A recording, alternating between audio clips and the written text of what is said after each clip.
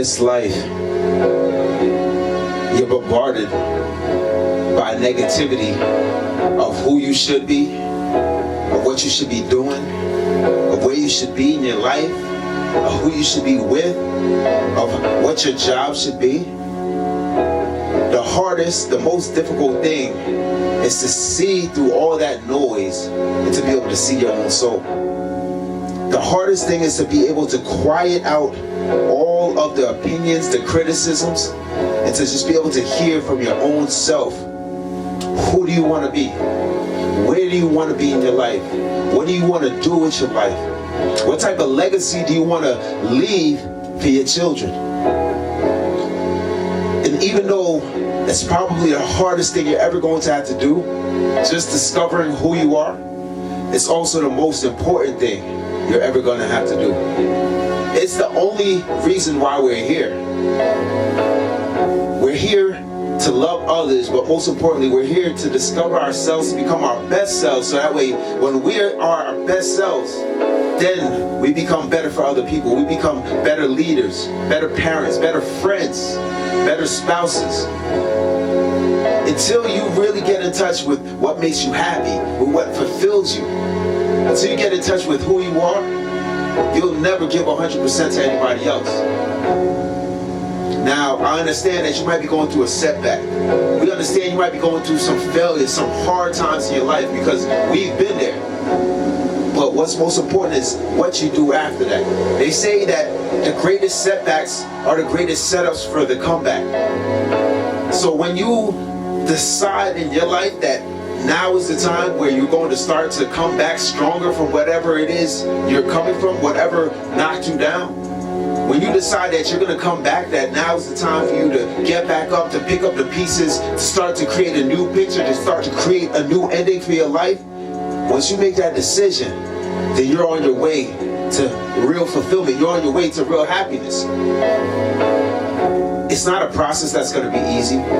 It's a process that deals with reflection. It's a process that deals with self-agonizing thought about what you could have done, what you should have done.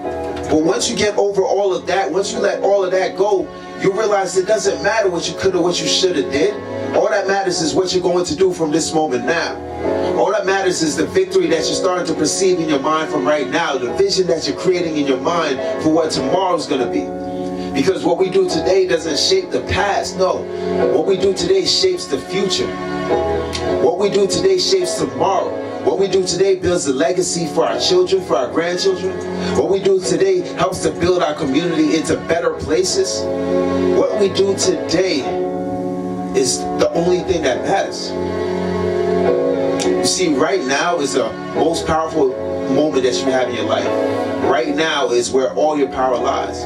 Right now you start to create a strategy. Right now you start to create a plan. Right now you start to mend relationships. Right now you start to build new networks. Right now you start to take your ideas and put them on paper. Right now you start to create a roadmap.